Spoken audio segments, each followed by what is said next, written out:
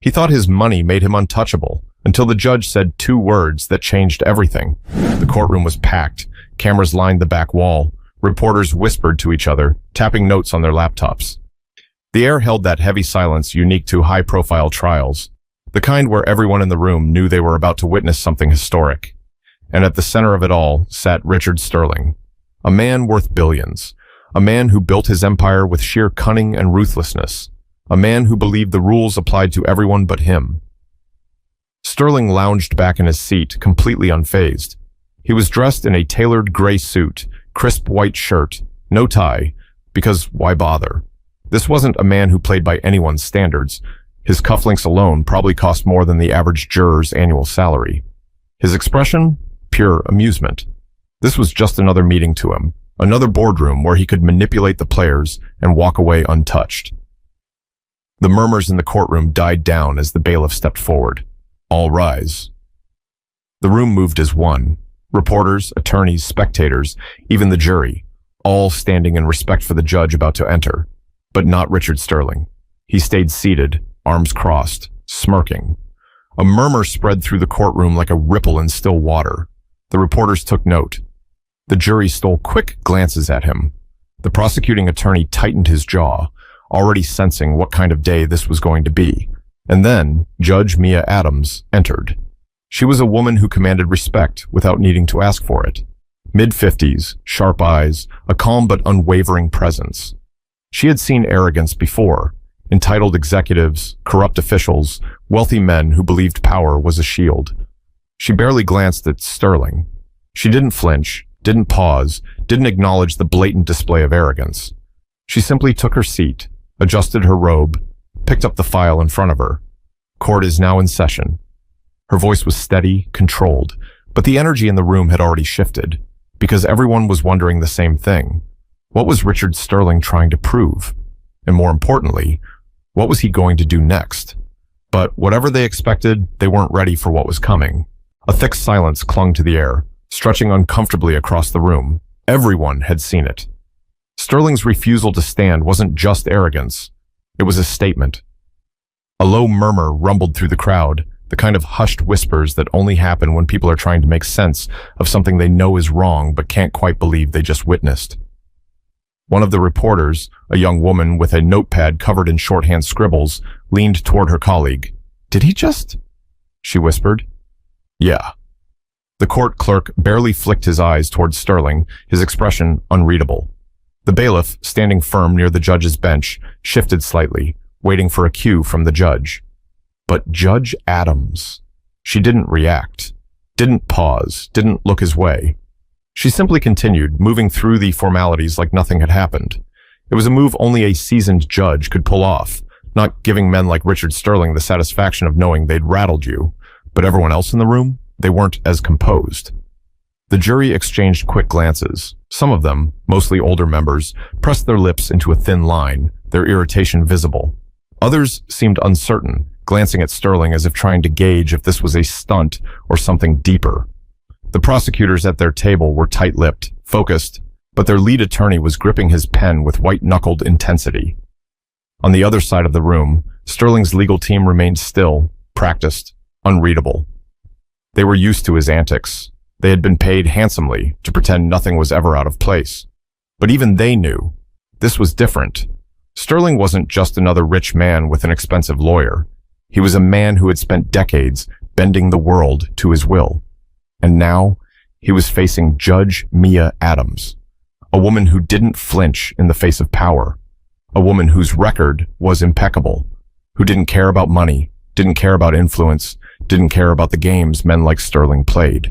She was here to serve the law, and today, the law had come for Richard Sterling. The cameras in the back of the room caught everything. The footage of him sitting, refusing to acknowledge the court's authority, was already being uploaded, already making its way into newsrooms, onto social media, onto television screens. But Sterling? He looked bored, like a man who had already decided the outcome, like a man who knew something no one else did. And then, the charges were read aloud. That's when the energy in the room shifted again, but this time, it was much worse. The prosecutor stood, smoothing out his suit jacket before speaking. His voice was calm, deliberate, but with a weight that made everyone sit up a little straighter. Your Honor, the state presents its case against Richard Sterling, charged with securities fraud, bribery, and obstruction of justice. The words hung in the air, heavy and undeniable. Even though most people in the courtroom already knew what Sterling was accused of, hearing the charges spoken out loud added something real to the moment, like cement drying on a foundation that had already been laid. The billionaire leaned back in his chair, adjusting his cufflink, still projecting the same air of indifference he walked in with. But those who had followed his career knew the truth. Richard Sterling had never been in a position he couldn't buy his way out of. Until now. Judge Adams glanced at the prosecutor. Proceed. The attorney nodded and stepped forward. He knew he wasn't just arguing a case. He was going up against one of the most powerful men in the country, a man whose wealth had been built on bending laws until they broke. Over the course of 15 years, Mr. Sterling orchestrated one of the most complex financial fraud schemes in modern history. Through insider trading, market manipulation, and offshore accounts, he stole from investors, laundered money, and bribed government officials to cover it up. There was a shift in the jury box. A few members furrowed their brows. He thought no one would catch him. He thought his power made him untouchable. But today, we present undeniable evidence that Richard Sterling knowingly, willingly, and repeatedly broke the law, destroying thousands of lives in the process. The attorney turned slightly, looking toward the defense table, and today, he will be held accountable. Sterling's lead attorney, a man named Daniel Graves, stood up before the weight of the words could settle too deeply. Your Honor, Graves said smoothly, Mr. Sterling maintains his innocence. The prosecution is painting a picture that simply does not reflect reality. The defense will show that these accusations are built on speculation and assumption rather than facts. Judge Adams nodded once. Noted. Prosecution, continue. The prosecutor walked to the evidence table and picked up a file. He held it for a moment, letting the courtroom settle before he spoke.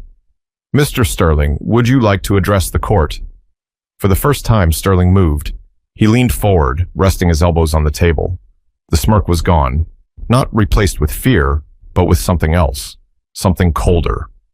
He exhaled, shaking his head slightly, then sat back again, looking at the prosecutor like he was a waste of time. No, he said simply. The prosecutor didn't flinch. Very well. But before he could continue, Sterling did something strange, something no one was expecting. He stood up.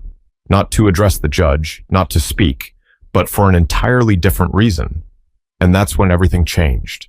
A rustle moved through the courtroom as Richard Sterling rose to his feet. At first, no one reacted. They were still processing it. This was the same man who had arrogantly refused to stand when the judge entered, the same man who had sat through the charges against him like they were a mild inconvenience. And now, without warning, without permission, he was standing? Judge Adams didn't say a word, but her eyes lifted to meet his. The silence stretched, waiting for him to explain himself. But Sterling didn't speak. Instead, he reached into his suit jacket. A collective inhale rippled through the room, hands tensed. The bailiff took a step forward, his stance shifting into something more defensive. One of the jurors flinched. Judge Adams didn't move. Neither did the prosecutor.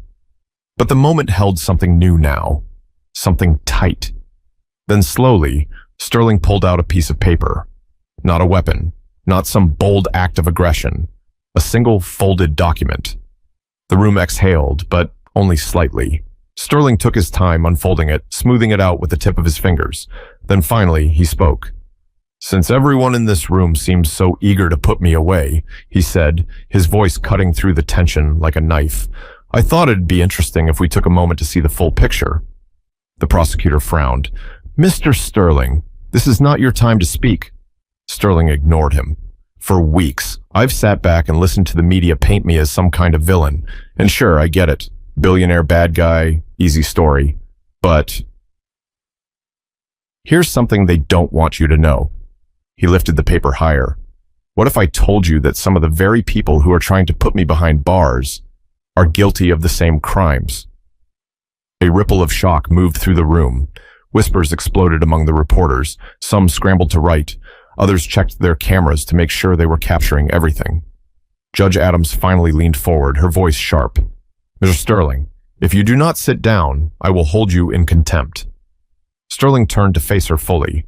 With all due respect, Judge, I think you might want to hear this. He placed the document on the defense table. I have evidence, he continued, that several top officials, including some connected to this very case, have been involved in illegal financial dealings, worse than anything you're accusing me of. Gasps. Reporters froze. The prosecutor's face tightened. Even Judge Adams, unshaken through everything so far, studied him now. Sterling had just flipped the entire courtroom on its head. This was no longer just about his guilt. It was now about who else had their hands dirty. And the moment he stood up, everything changed. But the fallout? That was just beginning. For a full 3 seconds, the courtroom sat in stunned silence. Then chaos. The reporters erupted into a frenzy, their fingers flying across keyboards, whispers escalating into hushed shouts. The defense attorneys exchanged sharp glances, their carefully crafted poker faces slipping for the first time. And the prosecutor? He didn't move, didn't speak. But his jaw tightened, just enough for those watching closely to notice. Judge Adams tapped her gavel once, a single, firm motion. The noise didn't die completely, but it staggered. Mr. Sterling, she said, calm but unreadable, place that document on the table and take your seat, now. Sterling's lips curled into a half-smile. He had everyone exactly where he wanted them. Slowly, he placed the paper down, but instead of sitting, he kept his hands on the edge of the table, leaning forward slightly, owning the room in a way that only a man with nothing left to lose could. See, here's the thing, he continued, his voice smooth. I'm not saying I'm innocent. I'm saying that if I go down... He let his words hang, eyes scanning the room. I won't be going down alone. A new kind of tension wrapped around the courtroom. Not just about him anymore, but about who else was involved. Because now, there were people sitting in that very room, people wearing suits, people holding power, who were suddenly very, very nervous. Judge Adams studied him, unshaken. You're making a serious accusation, Mr. Sterling, she said. Do you have proof? Sterling exhaled slowly, tapping the document with his fingers. More than enough. The prosecutor finally spoke, his voice tight, carefully controlled. Your Honor, this is clearly a last-minute stunt to deflect from the charges against him. Sterling didn't even look at him. Of course you'd say that. The air crackled, but then something unexpected. Judge Adams leaned forward. If what you're saying is true, she said, you'll have an opportunity to present that evidence properly. But let me make something clear, Mr. Sterling. She paused, her voice dropping just slightly. This court is not a stage. If you think you can manipulate these proceedings, you're mistaken. Sterling's smirk faltered, just for a second, because this was a woman he couldn't shake, a woman he couldn't buy. The silence that followed was different, heavier. Everyone knew what was coming next, because Sterling had played his biggest card. And now, Judge Adams was about to make her move. For the first time since the trial began, Richard Sterling didn't look so sure of himself. Judge Adams studied him for a long moment, her fingers resting lightly on the bench. She wasn't reacting emotionally. She wasn't rattled. She was calculating. And that, more than anything, made Sterling uneasy. Bailiff, she said finally, collect the document. A uniformed officer stepped forward, taking the paper from the defense table. The entire courtroom held its breath. Would the judge take it seriously? Would she expose the people Sterling claimed were involved? But instead of reading it, she set it aside. Sterling's jaw clenched. You're not going to look at it? Judge Adams met his eyes, unwavering. This is a court of law, Mr. Sterling, not a negotiation table. The weight of those words settled over him, because suddenly, for the first time in his entire life, he had no power here. The courtroom was silent. Mr. Sterling, the judge continued, the evidence against you has been reviewed thoroughly. The state has provided substantial proof of your crimes, fraud, bribery, obstruction of justice, and your sudden attempt to shift blame does not absolve you of your actions. Sterling's throat bobbed. Therefore, this court finds you... She let the pause hang, solidifying the moment. Guilty on all counts. The words hit like a hammer. The entire room erupted. Gasps. Reporters scrambling to be the first to push out breaking news alerts. Spectators whispering in shock, in disbelief, in satisfaction. But Sterling? He just stood there, still gripping the edge of the table, still processing the fact that for the first time in his life, he had lost. Judge Adams wasn't done. You built an empire on manipulation, Mr. Sterling, on lies. You believed your wealth made you untouchable, that justice was just another thing money could buy. But today, you learned that this court does not serve power, it serves the law. Sterling swallowed, his lips pressing into a thin line. He looked around as if expecting someone, anyone, to come to his aid. No one did, because he had spent his entire life making enemies. And now, when it mattered most, he was alone. The judge's voice remained steady. Your sentencing will be scheduled for a later date. Until then, you will remain in custody. Bailiff, remove the defendant. The officer stepped forward, placing a firm hand on Sterling's arm, and just like that, Richard Sterling, the billionaire who thought himself untouchable, was led out of the courtroom in handcuffs. The cameras flashed, the world watched, and justice was served. Power, wealth, and influence can bend rules, but they cannot erase the truth. No matter how much money you have, your character is what defines you. Richard Sterling had everything, except integrity. And in the end, that was the one thing money couldn't save him from. If you believe that justice should never bow to power, share this story. Let the world know no one is above the law.